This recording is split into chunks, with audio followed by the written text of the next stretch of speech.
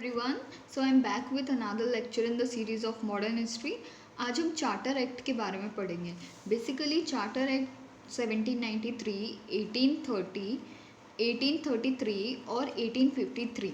ठीक है, तो ये 20-20 साल के गैप में ये चार्टर एक्ट को रिन्यू किया गया था, अमेंडमेंट्स लाए गए थे.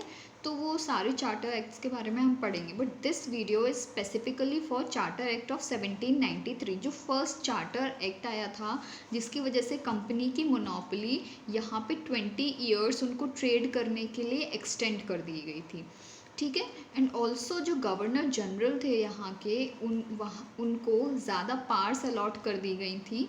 And the British government it established it food authorisingly in India after this act. Okay, so Unacademy again brings you the price hike alert. तो 10% डिस्काउंट के लिए आप कोड टाइप कर सकते हैं SIMPLEYT, simple YT, so that you can get the subscription with a discount of 10%. Unacademy brings you the Aspire test. Aspire test में आपका जो पेपर का पैटर्न होगा वो प्रीलिम्स के पेपर जैसा ही होगा जो GS का पेपर होता है. ये टेस्ट एवरी मंथ 10th और 25th को, ठीक है, हर महीने की 10 और 25 तारीख को कंडक्ट किया जाता है. And all the students who would be able to secure the rank under top 50, they would be able to earn exciting prizes and scholarships from Unacademy. तो ये रिसेंटली 25 अक्टूबर को कराया जाने वाला है 10 AM. So just go and enrol for it. Unacademy doesn't keep any language barriers, so Unacademy आपके लिए 3 different kinds of courses लेके आया है. Like the first one would be bilingual courses. That is the medium in which this video is about.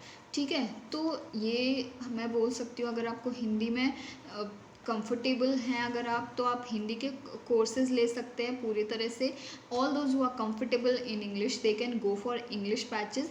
और जो हिंदी और English दोनों में कंफर्टेबल हैं वो अपना मीडियम ऑफ इंस्ट्रक्शन बायलिंगुअल रख सकते हैं. तो ये तीनों टाइप के कोर्सेज अवेलेबल हैं अनअकैडमी पे, so that you do not face any problem while preparation.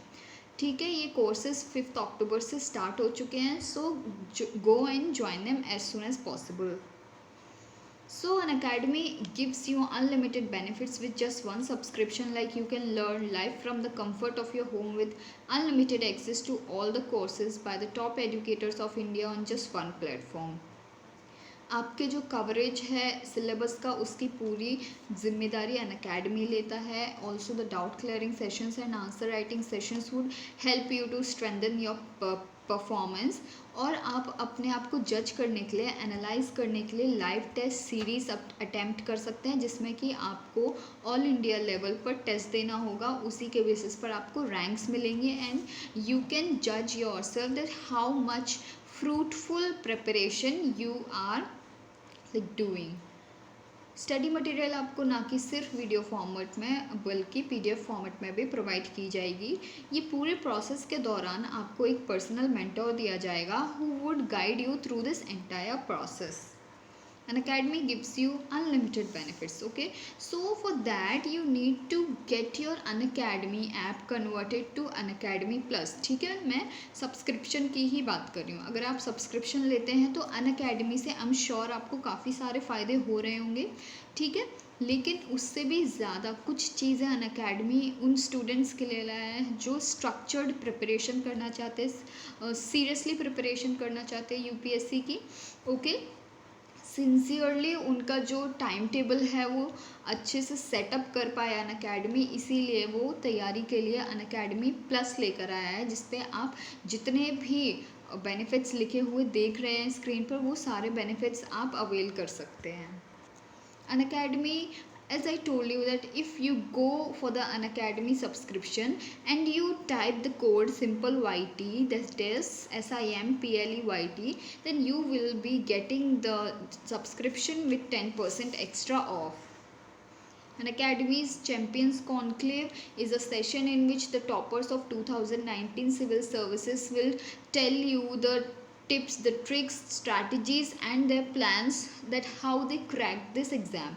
Okay, it is always better to be guided by the ones who have already cracked the exam. तो आप उनसे काफ़ी सारी चीज़ें सीखने के बाद अपने जो प्रिपरेशन है उसमें इंस्टॉल कर सकते हैं चीज़ों को। अनअकैडमी आपके लिए free of cost T20 daily current affairs लेकर आया है। ये एक ऐसी सीरीज़ है जिसमें आपको सारे दिनों पे, ठीक है, हफ्ते के सारे दिनों पे 7:30 पे क्विज़ कंडक्ट कराई जाएगी शाम को, जो कि 20 क्वेश्चन की होगी। ओके, वो आपको 20 मिनट में करके देनी होगी and it would be of 40 marks. At the end of this process you will get a detailed report card. उसके बेसिस पर आप एनालाइज कर पाएंगे that how much updated you are. Unacademy देखिए आपके लिए जितने भी कोर्सेज लेकर आया है आप उन सबको ईजिली अप्रोच कर सकते हैं using the links that are given below. ठीक है, तो लिंक्स जो हमने दी हुई है नीचे आप उनको क्लिक कीजिए and you will get each and every content related to UPSC there. Now we are studying the charter act of 1793। ठीक है, तो ये एक ऐसा एक्ट था जिसके थ्रू जो गवर्नमेंट है ब्रिटेन की, वो इंडिया में अच्छे से उनका जो भी रूल था वो उसको ऑथराइज कर पाए, उनको एक कोड, एक रेगुलर कोड मिलेगा जिससे कि वो रूल्स बना पाए, रेगुलेशंस बना पाए। ठीक है, this act continued the companies rule over the British territories in India. ठीक है, ब्रिटिश गवर्नमेंट इंडिया में आई थी, ठीक है, और उन्होंने कैसे जो कंपनी थी उसके कुछ पार्ट्स को रेगुलेट किया, उस उनका जो रूल करने का तरीका था उसको थोड़ा सा रेगुलेट किया using the law of regulating act of I will say that it was 1773। और उसके बाद जो पिट्स इंडिया एक्ट है जो 1784 में आया था, तो उसके थ्रू भी उन्होंने कुछ ऐसी पार्ट्स थी जो कंपनी से ले ली थी, जैसे कि जो कमर्शियल अफेयर्स हैं सिर्फ उन्हीं को मेंटेन करेगी ईस्ट इंडिया कंपनी, जो बाकी मिलिट्री, सिविल, रेवेन्यू अफेयर्स हैं उन सबको ब्रिटिश गवर्नमेंट वहाँ पे जो बोर्ड ऑफ कंट्रोल बनाया गया था वही कंट्रोल करेगा इसको। ठीक है, this continued the companies trade monopoly in India for another 20 years. तो ठीक है, मैंने आपको बताया कि ये 20 ईयर्स के गैप में आएगा, जैसे अभी 1793 में आया, फिर 1813 में आएगा, फिर 1833, फिर 1853। ठीक है, तो ये 20 ईयर्स एक्सटेंड करते जा रहे हैं। जो कंपनी का मोनोपोली था ट्रेड में, इंडिया के ट्रेड में जो उनका मोनोपोली था कि सिर्फ उन्हीं को राइट है इंडिया में ट्रेड करने का, तो उनका जो पीरियड था, ठीक है, वो एक्सटेंड करते जा रहे थे।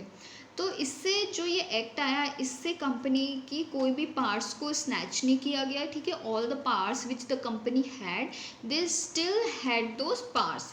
The act established that acquisition of sovereignty by the subjects of the crown is on behalf of crown and not in its own right। ठीक है, बस उनका ये जो चार्ट लाने का मेन मोटिव यही था कि जो कंपनी है वो ब्रिटिश गवर्नमेंट के अंडर रहे। ठीक है, what ever possessions they have, they should have those possessions in the name of the crown. ठीक है, उस टाइम पे जो वहाँ के महाराज थे, जो राजा थे, जो क्राउन थे, क्राउन जिनके सर पे था, उन्हीं के नाम से सारी कंट्रोलिंग होनी चाहिए, सारा एनेक्सेशन, जितना भी ट्रेड हो रहा है वो सब उन्हीं के नाम से होना चाहिए। ठीक है, आप इंडिया में जो कुछ भी एक्वायर कर रहे हैं वो सब it should be under the crown. ठीक है, कुछ भी कंपनी का अपना नहीं होना चाहिए। विच clearly stated that the companies political functions were on behalf of British government. ठीक है, तो इस तरीके से ईस्ट इंडिया कंपनी को उन्होंने रेगुलेट करके इंडिया में कंपनी के थ्रू अपना रूल स्टैब्लिश कर लिया था। ठीक है, इसको एक कॉलोनियल स्टेट बना लिया था। The companies dividends were allowed to be raised to 10%। ठीक है, जितना भी शेयर था कंपनी के लोगों को, जितना भी शेयर मिलेगा, it was 10%। The governor general was given more powers. मैंने आपको बताया था कि इस एक्ट के थ्रू उन्होंने गवर्नर जनरल्स की पावर बढ़ा दी थी। अब जितने भी गवर्नर जनरल हैं उन सब की नहीं सी, कुछ गवर्नर मद्रास प्रेसिडेंसी के थे, कुछ गवर्नर बॉम्बे प्रेसिडेंसी के थे। तो जो बॉम्बे और मद्रास प्रेसिडेंसी के जो गवर्नर थे उनकी पावर को रिड्यूस करके जो बंगाल में गवर्नर जनरल बनाए गए थे, जिनसे जो गवर्नर जनरल काउंसिल है, जो हेड थे उस काउंसिल के, वो गवर्नर जनरल ऑफ बंगाल थे। So automatically he had more powers as compared to the governors of Bengal of Madras and Bombay Presidency. He could override his council's decision under certain circumstances. ठीक है, तो कुछ ऐसे circumstances थे जहाँ पे उनको more power दी गई थी, जहाँ पे उनको ये right दिया गया था that you can override the council's decision. ठीक है, he was also given authority over the governors of Madras and Bombay. In the govern ठीक है, तो जो गवर्नर जनरल की कुछ पावर थी, in the governor general's absence from Bengal he could appoint a vice president from another from among the civilian members of his council. ठीक है, तो अगर वो एब्सेंट है अगर बंगाल में, तो उनकी जगह पे वो एक वाइस प्रेसिडेंट को अपॉइंट कर सकते हैं जो कि उनकी जगह पर डिसीजंस लेगा। जो सैलरी गवर्नर जनरल को मिल रही थी, फाइन, जो बोर्ड ऑफ कंट्रोल जो कि ब्रिटिश गवर्नमेंट की तरफ से चल रहा था ईस्ट इंडिया कंपनी को रेगुलेट करने के लिए, प्लस जो इंडिया की मिलिट्री, सिविल और पॉलिटिकल अफेयर्स हैं उनको कंट्रोल करने के लिए जो बोर्ड ऑफ कंट्रोल बनाया गया था ब्रिटिश गवर्नमेंट के द्वारा, उनकी अब सैलरीज भी कौन पे करेगा, वो ईस्ट इंडिया कंपनी ही पे करेगी। After all expenses the company had to pay the British government ₹5 lakhs from the Indian revenue annually. ठीक है, जो रेवेन्यू कलेक्शन था वो बेसिकली बोर्ड ऑफ कंट्रोल के अंडर ही था। ठीक है, उनके वॉच के अंडर हो रहा था, लेकिन इसके भी अलावा जो ईस्ट इंडिया कंपनी है उनको 5 lakhs पे करने पड़ते थे एनुअली।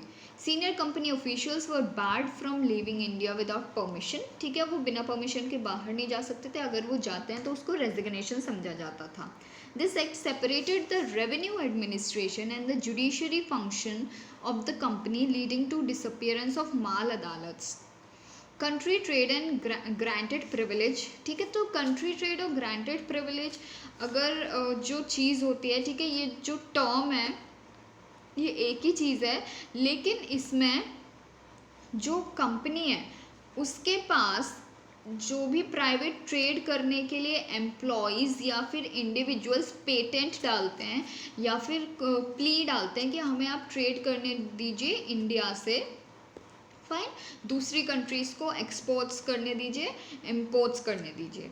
ठीक है, तो ये जो ग्रांटेड प्रिविलेज या कंट्री ट्रेड लाइसेंसेज हैं ये उन्हीं लोगों को दिए जाते थे जो प्राइवेट ट्रेड करना चाहते, जैसे कि प्राइवेट कंपनीज जो थी वो ट्रेड करना चाहते थे इंडिया के थ्रू। तो यही एक ऐसा टाइम था जब जो चाइना है वहाँ पे ओपियम का काफ़ी ज़्यादा शिपमेंट किया जाता था। ठीक है, so this was all about charter act of 1793। इसके आगे हम चार्टर एक्ट ऑफ 1813 पढ़ेंगे। ठीक है, तो हम ये जो चार्टर एक्ट है इनके थ्रू यही देख रहे हैं कि उन्होंने जो ब्रिटिश गवर्नेंस है कैसे इस्टेब्लिश किया ईस्ट इंडिया कंपनी के थ्रू इंडिया में। Fine, so I guess you would like the video. Thank you.